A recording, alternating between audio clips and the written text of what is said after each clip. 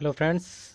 जैसा कि मैंने जेएनयू का जो पेपर था एंट्रेंस एग्ज़ाम का, उसका 50 क्वेश्चन तो मैंने कर दिया था पार्ट 1 और पार्ट 2 में। ठीक है, पार्ट 3 में 51 टू 75 यानी 51 से 75 तक जो है इसमें पार्ट 3 में होगा। जैसा कि पार्ट फर्स्ट में मैंने बता दिया, जो जेएनयू का जो एग्ज़ाम होता है उसमें 100 क्वेश्चन होते हैं और 100 मार्क्स के होते हैं, और इसमें माइनस मार्किंग नहीं होती। ठीक है, तो चलिए शुरू करते हैं वीडियो को। सबसे पहले जो 51 नंबर क्वेश्चन है इसमें वो है, चित्रलेखा उपन्यास के रचनाकार हैं। चित्रलेखा उपन्यास के रचनाकार हैं। यहाँ पे 4 ऑप्शन है। पहला ऑप्शन है वृंदावन लाल वर्मा, दूसरा ऑप्शन है यशपाल, तीसरा ऑप्शन है पांडे बेचन शर्मा उग्र, और चौथा ऑप्शन है भगवती चरण वर्मा। तो चित्रलेखा उपन्यास के जो रचनाकार हैं वो हैं भगवती चरण वर्मा, यानी इसका ऑप्शन नंबर डी सही है। उसके बाद है क्वेश्चन नंबर 52, देव और बिहारी विवाद में भाग लेने वाले आलोचक हैं। देव और बिहारी विवाद में भाग लेने वाले आलोचक हैं। पहला ऑप्शन है श्याम सुंदर दास, दूसरा ऑप्शन है रामचंद्र शुक्ल, तीसरा ऑप्शन है धीरेन्द्र वर्मा, और चौथा ऑप्शन है कृष्ण बिहारी मिश्र। ठीक है, तो देव और बिहारी विवाद में जो भाग लेने वाले जो आलोचक हैं वो हैं कृष्ण बिहारी मिश्र, यानी इसका ऑप्शन नंबर डी सही है। क्वेश्चन नंबर 53, विजयपाल रासो के रचनाकार हैं। विजयपाल रासो के रचनाकार, यहाँ पे 4 ऑप्शन है। पहला ऑप्शन है नरपत नाल, दूसरा ऑप्शन है जगनिक, तीसरा ऑप्शन है नल सिंह, और चौथा ऑप्शन है विद्यापति। ठीक है, तो विजयपाल रासो के जो रचनाकार हैं वो हैं नल सिंह, यानी कि इसका जो है सी ऑप्शन सही है। क्वेश्चन नंबर 54, गौरी सोवे सेज पर मुख पे डारे केस चल खुसरो घर गौरी सोवे सेज पर मुख पे डारे केस किसने कहा है? तो इसका जो कंप्लीट दोहा है, गौरी सोवे सेज पर मुख पे डाले केस चल खुसरो घर अपने रैन भाई चौदेश। ठीक है, ये पंक्ति जो है किसके, यहाँ पे 4 ऑप्शन दे रखा है। पहला ऑप्शन है अब्दुल रहमान, दूसरा ऑप्शन है अमीर खुसरो, तीसरा ऑप्शन है रहीम, चौथा ऑप्शन है रस खान। ठीक है, तो ये जो पंक्ति है ये अमीर खुसरो की है, इसका ऑप्शन नंबर बी सही है। क्वेश्चन नंबर 55, परमाल रासो को आला खंड के रूप में किसने प्रकाशित किया है? परमाल रासो को आल्हा खंड के रूप में किसने प्रकाशित किया? इसका 4 ऑप्शन दे रखा। पहला ऑप्शन है कर्नल टाड, दूसरा ऑप्शन है चार्ल्स इलियट, तीसरा ऑप्शन है वूलर, और चौथा ऑप्शन है ग्रियर्सन। ठीक है, तो परमाल रासो को जो है चार्ल्स इलियट ने आला खंड के रूप में प्रकाशित किया, इसका ऑप्शन नंबर बी सही है। क्वेश्चन नंबर 56, जाति न पूछो साधु की पूछ लीजिए ज्ञान, यह किसकी काव्य पंक्ति है? जाति न पूछो साधु की पूछ लीजिए ज्ञान, यह किसकी काव्य पंक्ति है, आपको ये बताना है। तो यहाँ पे 4 ऑप्शन दे रखा है। पहला ऑप्शन है दादू दयाल, दूसरा ऑप्शन है कबीर, तीसरा ऑप्शन है रैदास, और चौथा ऑप्शन है जो है रहीम। ठीक है, तो जाति न पूछो साधु की पूछ लीजिए ज्ञान, यह किसकी पंक्ति है? यहाँ पे जो 56 नंबर क्वेश्चन है इसका आंसर होगा कबीर, ये कबीर की पंक्ति है। ठीक है, क्वेश्चन नंबर 57, कौन सा युग्म असंगत है? कौन सा युग्म असंगत है? तो यहाँ पे 4 ऑप्शन है। पहला ऑप्शन है समन्वय निराला, दूसरा ऑप्शन है कर्मवीर जिसका माखनलाल चतुर्वेदी ने लिखा है, माखनलाल चतुर्वेदी, तीसरा है मतवाला जयशंकर प्रसाद, और चौथा है हिंदी नवजीवन महात्मा गांधी। तो यहाँ पे जो ये असंगत लग रहा है जो युग्म वो है तीसरा, यानी इसका जो है ऑप्शन नंबर 3 जो है सही है, ये असंगत है। मतवाला जो है जयशंकर प्रसाद से इसका कोई संबंध नहीं। क्वेश्चन नंबर जो है 58, सूरदास की रचना का नाम है। यहाँ पे 4 ऑप्शन दे रखा है। पहला रस मंजरी, दूसरा सूर सागर, तीसरा स्नेह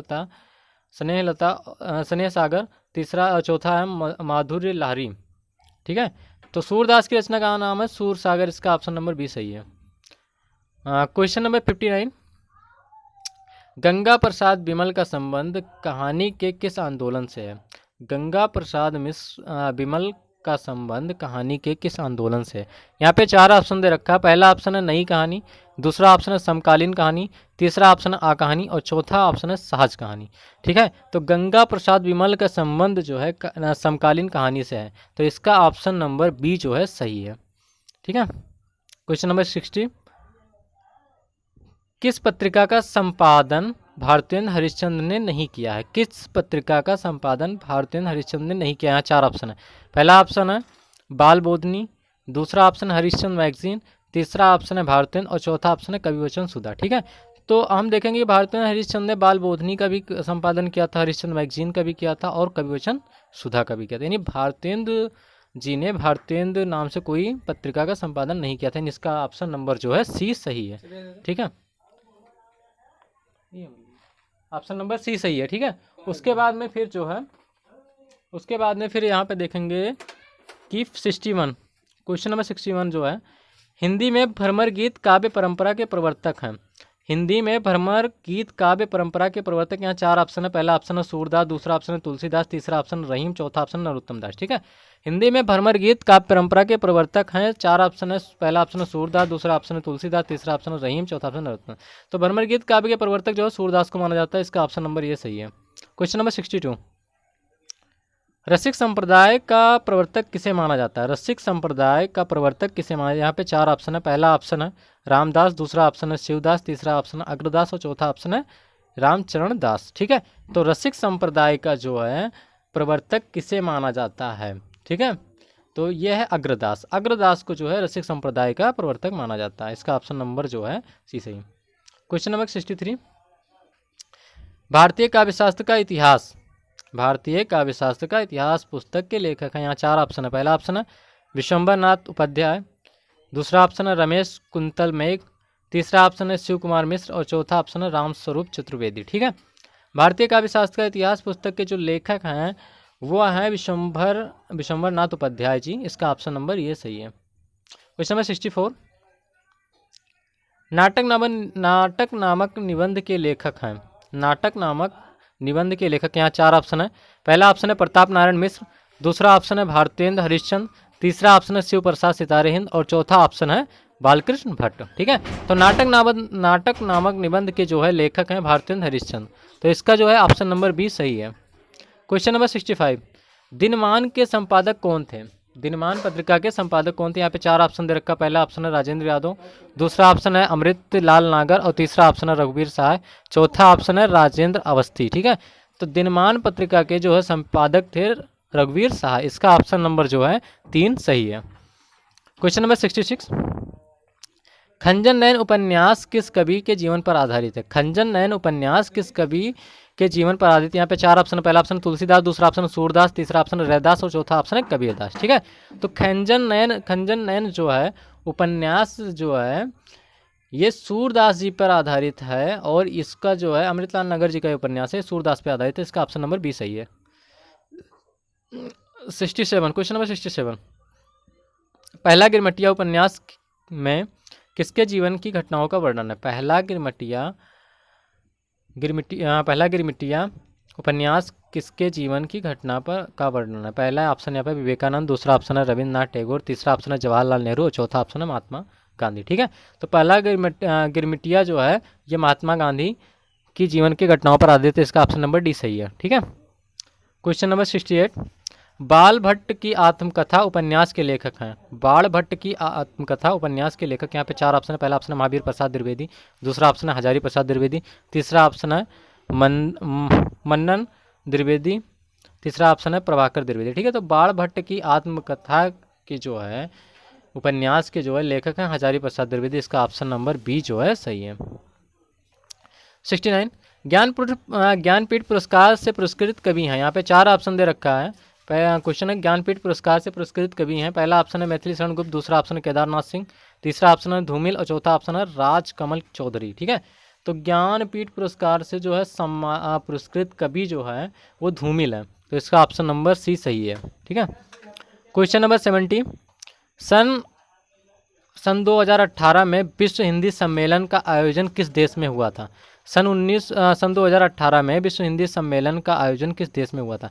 तो यहाँ पे 4 ऑप्शन दे रखा। पहला ऑप्शन है भारत, दूसरा ऑप्शन है सूरीनाम, तीसरा ऑप्शन है मॉरिशस और चौथा ऑप्शन है दक्षिण अफ्रीका। तो आपको हम बता दें कि जो 2018 का विश्व हिंदी सम्मेलन हुआ था वो मॉरिशस में हुआ था। मॉरिशस की राजधानी में हुआ था, 20 अगस्त को हुआ था। मॉरिशस की जो राजधानी है पोर्ट लुई में हुआ था। ठीक है, ये 20 अगस्त 2018 को मॉरिशस की राजधानी पोर्ट लुई में हुआ था। तो इसका ऑप्शन नंबर सी जो है सही है। क्वेश्चन नंबर 71, परम अभिव्यक्ति लगातार घूमती है जग में, पता नहीं जाने कहाँ वह है। ये पंक्ति किस कवि के? यहाँ पे ऑप्शन 4 ऑप्शन दे रखा है। पहला ऑप्शन है अज्ञे, दूसरा ऑप्शन है मुक्तिबोध, तीसरा ऑप्शन है धूमिल और चौथा ऑप्शन है नागार्जुन। ठीक है, तो ये जो पंक्ति है ये मुक्तिबोध की है। ठीक है, इसका ऑप्शन नंबर जो है बी सही है। क्वेश्चन नंबर 72, यामाकीर्ति के लिए महादेवी वर्मा को कौन सा पुरस्कार प्राप्त हुआ? यामाकीर्ति के लिए जो है महादेवी वर्मा को कौन सा पुरस्कार प्राप्त हुआ? यहाँ पे चार ऑप्शन है। पहला ऑप्शन है साहित्य अकादमी पुरस्कार, दूसरा ऑप्शन है ज्ञानपीठ पुरस्कार, तीसरा ऑप्शन है भारत भारती पुरस्कार और चौथा ऑप्शन है व्यास सम्मान पुरस्कार, जो भी है। ठीक है, तो ये महादेवी वर्मा को जो है यामा के लिए 1982 में ज्ञानपीठ पुरस्कार मिला था, तो इसका ऑप्शन नंबर जो है बी सही है। ठीक है, क्वेश्चन नंबर 73, अति सुधो स्नेह को मार्ग है, जहाँ नेक सयानप बाक नहीं, यह पंक्ति किसकी काव्य पंक्ति है? यहाँ पे चार ऑप्शन रखा है, घनानंद, आलम, बोधा, ठाकुर। ठीक है, तो ये जो पंक्ति है ये घनानंद जी की है, इसका ऑप्शन नंबर ये जो है सही है। क्वेश्चन नंबर 74, कालिदास के जीवन की घटना पर आधारित नाटक है। कालिदास के जीवन की घटना पर आधारित नाटक है। यहाँ पे चार ऑप्शन दे रखा, पहला है नहुस, दूसरा अजातशत्रु, तीसरा है सिंदूर की होली और चौथा है आषाढ़ का एक दिन। तो हम बता दें आपको कि मोहन राकेश जी का आषाढ़ का एक दिन जो है कालिदास जी के जीवन की घटनाओं पर आधारित है, तो ये इसका जो है ऑप्शन नंबर डी सही होगा। ठीक है, क्वेश्चन नंबर 75, हिंदी साहित्य के पहले रिपोर्टाज लेखक हैं। हिंदी साहित्य के पहले रिपोर्टाज लेखक यहाँ पे चार ऑप्शन दे रखा है, शिवदान सिंह चौहान, निर्मल वर्मा और अज्ञे और प्रकाश चंद्र गुप्ता। तो हम बता दें आपको लक्ष्मीपुरा को जो है शिवदान सिंह चौहान का पहला जो है रिपोर्टाज माना जाता है हिंदी का, तो इसका ऑप्शन नंबर ये जो है सही होगा, यानी हिंदी साहित्य के पहले रिपोर्टाज लेखक हैं शिवदान सिंह चौहान। ठीक है, तो आपको हम बता दें कि जो मैंने आंसर बताया, अगर उस पर आप लोगों को कोई डाउट है तो कमेंट बॉक्स में बता सकते हैं आप लोग। और फिर उसके बाद में हम इसका नेक्स्ट पार्ट जो है पार्ट 4 जो है, जिसमें हम 75 से 75 से लेकर 100 क्वेश्चन सॉल्व करेंगे। ठीक है, ओके, थैंक यू।